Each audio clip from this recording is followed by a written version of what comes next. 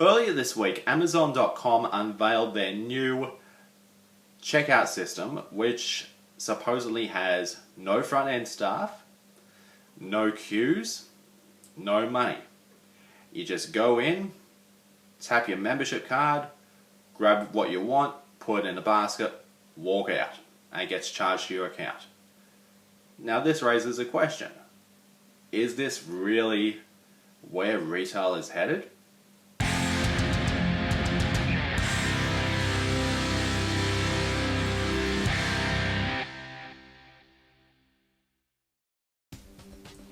As someone who works in retail, one of my daily duties is to supervise, maintain, and teach people how to use the self-service checkout systems. Now, some people are quick to catch on how to use them, others need a bit more practice, and of course, there are those who avoid them altogether. The most common excuse? If people use these things, employees lose jobs. But is this true?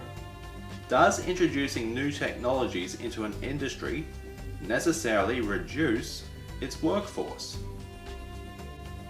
First of all, off the bat, having a self-service checkout at a supermarket is by no means a foolproof system. In addition to the supervisor, to keep the self-serve running, you also require 1. The sales manager, 2. The payroll team to collect and process the profits, 3. IT support, and 4. Technicians to make on-site repairs when necessary. So in that sense, having a self-service checkout system won't reduce the number of staff at a supermarket. You actually require more people to keep them up and running smoothly. Secondly, for anyone who's worked in retail, you will never hear the accusation that technology results in a loss of jobs from anyone under the age of 60 who carries a smartphone in their pocket. These comments typically come from those around retirement age at the most. So what's the reasoning behind equating technology with job loss? Let me tell you a story. Around 2006, I worked an admin job for a government-run printing company here in Brisbane. Now this company, at the time I started working, used old analog printers where in order to print a document, you would have to prepare a separate plate for each page. Some of the staff who were operating these machines had been in the industry for up to 20, even 30 years. Now around early 2007, the decision was made to bring in a pair of brand new digital color printers, which are obviously computerized. As we brought these machines in, our company also brought on a graphic design team so that not only could we print documents, but rather we could make our own artwork and graphics to go with them. So what happened to the people who were using the old printers? Most of them, while being industry veterans, had absolutely no idea how to use a computer, much less how to create graphics with Photoshop.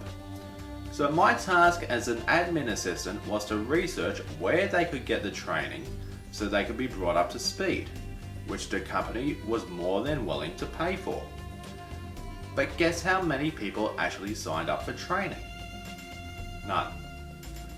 How long did they stay with the company? Not very long. Most ended up retiring early. But why was this? I dare say, complacency.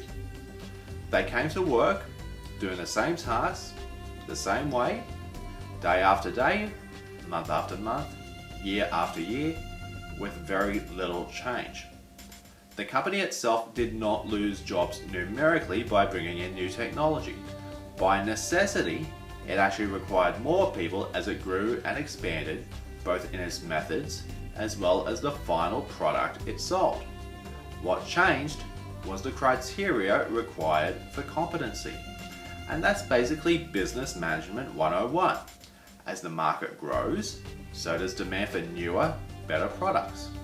Newer products require research and development into new technologies.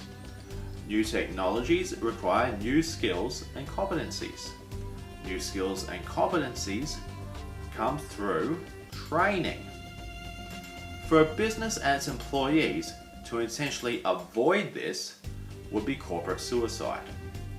That being said, As these older team members eventually left their positions, who was to blame?